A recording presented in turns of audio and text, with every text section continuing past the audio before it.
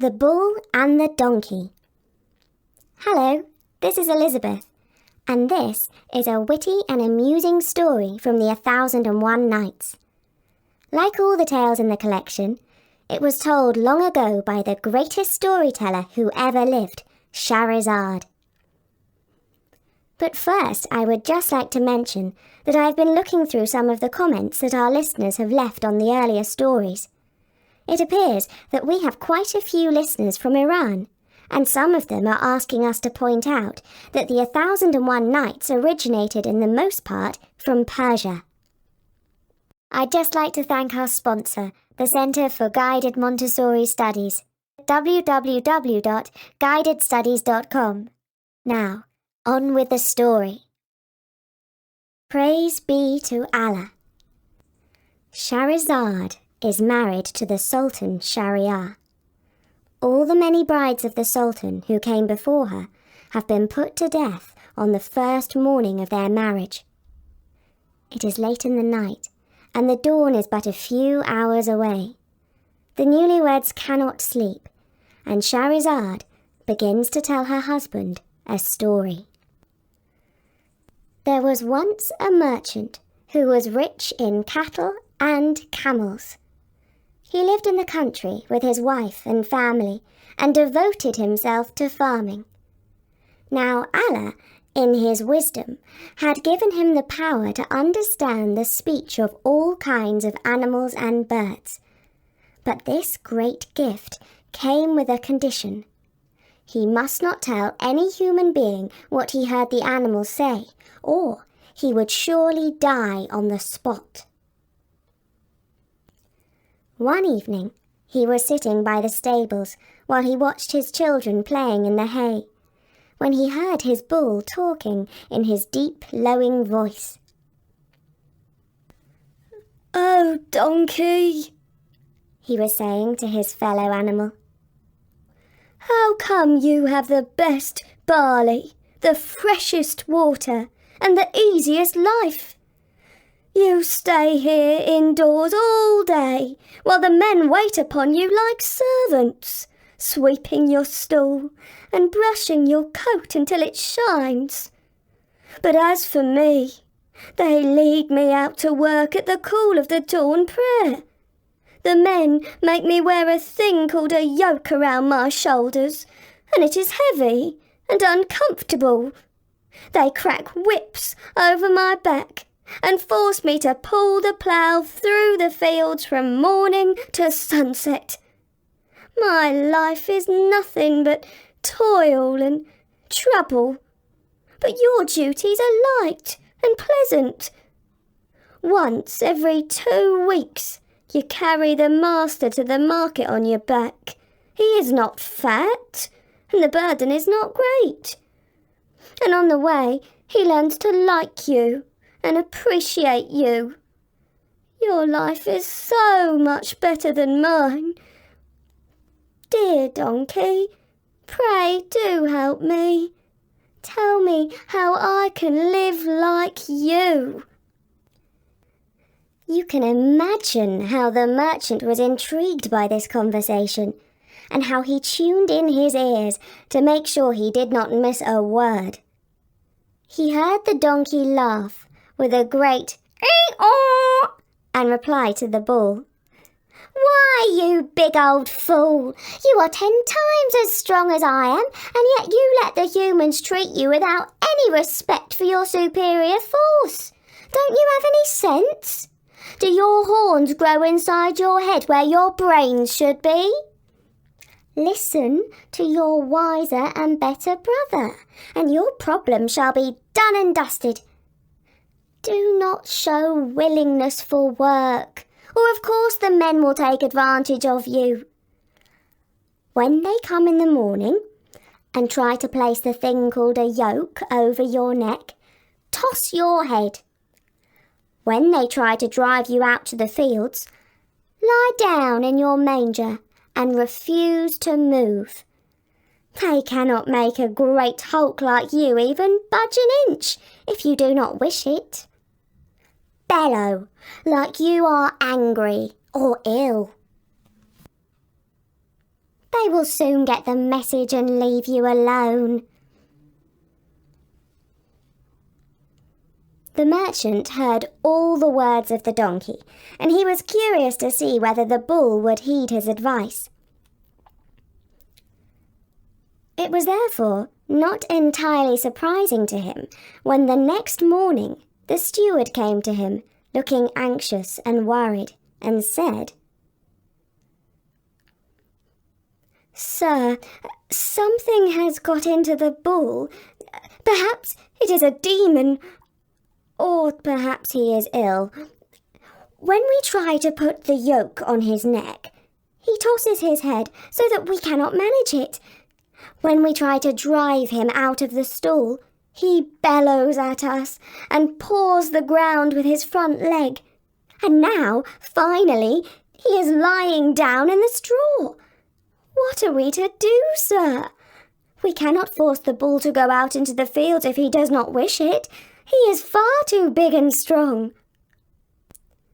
The merchant understood only too well what was wrong with the bull. He was not ill, and no demon had bedevilled him. All that had happened was that he was following the advice of his friend the donkey. The merchant had already decided what must be done. He would teach the donkey a lesson. He said to his steward, "If the bull does not wish to work, then let him take a well-earned rest. Put the yoke on the donkey and make him plough the fields today, for it is only fair that he takes his share of the hard work." And following their master's orders, the men placed the yoke over the shoulders of the donkey, and they dragged him out to the fields. When he stubbornly dug his heels into the ground, they cracked whips over his back. He had no choice but to pull the heavy plough through the earth all day, even though the sun was hot and his mouth was dry. When at last he came back to his stall in the evening, his legs were weak and his whole body was weary. He saw the bull lying down in clean straw, looking rested and happy. Indeed, the bull welcomed him home cheerily, saying, "My true friend, the kind and wonderful donkey, I have done exactly as you advised me, and today I have enjoyed rest, water, and good food. I thank you from the bottom of my bull's heart for your words of wisdom." But the donkey had little to say just then. He was unusually quiet because he was so weary. He took a long drink of water and lay down in his hay, utterly exhausted by his day's work. When the morning came, the merchant rose early, for he wanted to see how his animals had fared. He peeped in through the window of the stables, and he saw that the bull was swishing his tail happily. The donkey was still lying down in his straw, feeling less than his best. The bull was saying, "I am so looking forward to another day's rest. When the men come for me, I shall again toss my head, paw the ground, and bellow with my great voice. Then I shall lie down, and they will not be able to lead me out to work." As the donkey stood up, he felt that his legs were still shaky from the previous day's toil in the fields.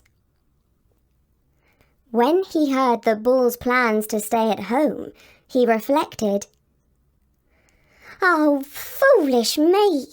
I am not half as clever as I thought. I gave the bull good advice, but I did not foresee how it would rebound on me and how I would pay for it. Now I must play a trick on him, or I shall suffer once more." And so now he said to the bull, "My friend, I have advised you well once, and now I shall advise you again.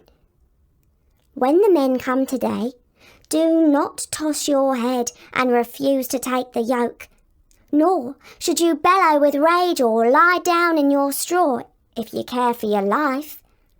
For yesterday I heard the merchant speaking to his steward. He gave orders that if the bull does not work, he should take him to the butcher and make meat for the poor people and leather for shoes and saddles.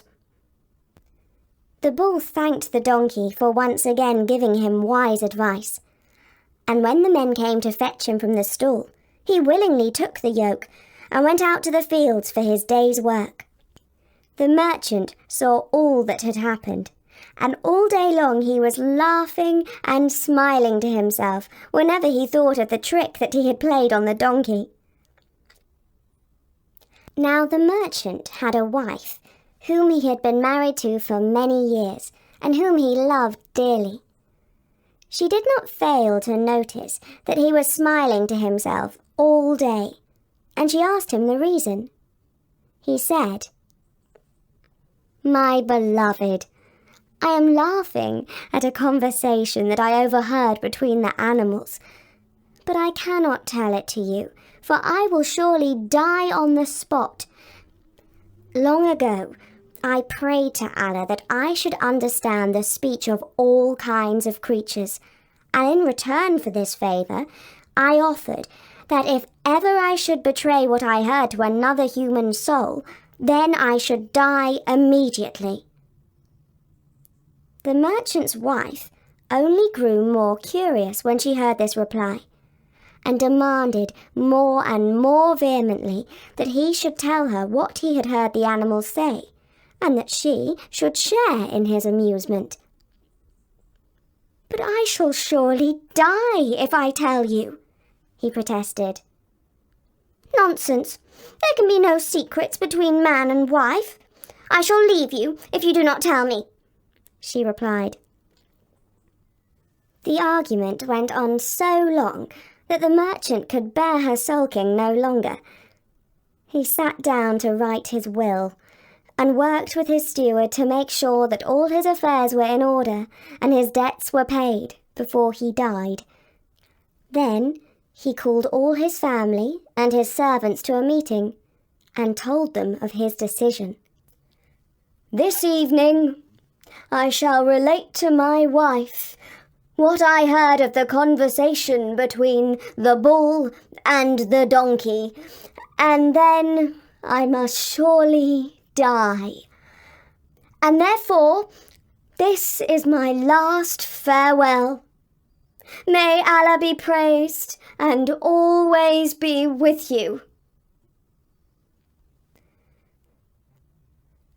And so saying, he went about the family and servants, distributing small gifts so that they would remember him well. Now when Shahrazad reached this part of the story, she said to the Sultan, "But, Great One, I must halt my tale, for the sunlight is at our window, and it is time to rise and meet whatever the day holds in store for us." And the Sultan, who had been listening very intently to the tale, and was greatly amused by it, was anxious to hear what happened next. Would the merchant really tell his wife what had happened and die on the spot?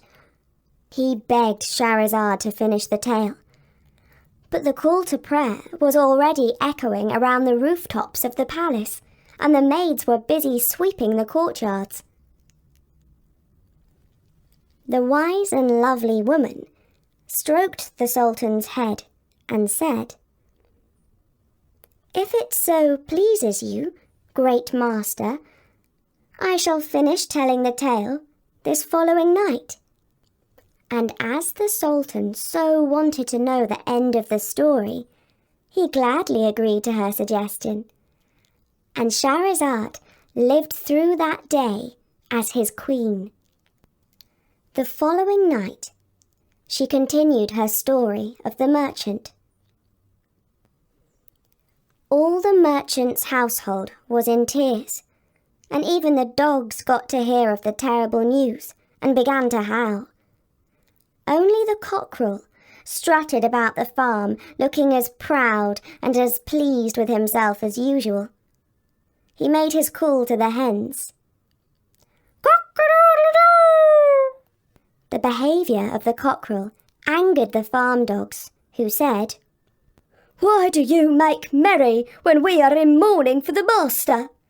Have you not heard that he is about to die? Do you not have any respect for him?" And the proud cockerel replied, "I am not sorry for the master. I have 50 wives, and he has but one. He should understand better how to behave with his wife." And it so happened that the merchant was sitting in his study overlooking the farmyard, and when he overheard this conversation, he felt ashamed that he had given in to despair and not handled the situation better. He thought to himself, "I am shrewd in business and know all there is to know about farming, but in my own home I'm like a fool and understand nothing of diplomacy. I must be as cunning as the donkey." And with new hope in his heart, he went to his wife's room and knocked softly on the door. His wife's voice called out from within, "Are you now ready to tell me what you heard the animals say that was so amusing?" And the merchant replied that he was ready, and he came into the room. "My dear, it is all very simple," he explained. "The bull spoke like this, 'No.' And the donkey replied like this, 'Ee-oh.' And then the dog said, 'Ow, ow!' And the cockerel said, 'Cock-a-doodle-doo!' And when she heard her husband speak like this, the wife laughed so much that she forgot her anger and was happy.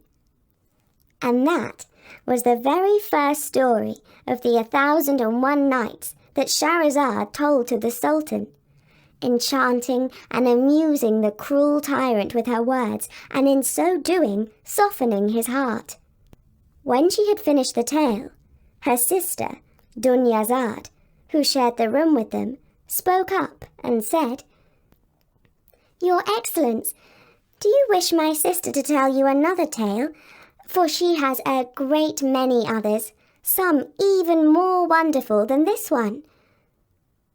And the Sultan, who was not sleepy, said that he would gladly hear another tale, if it was as entertaining as the one they had just heard.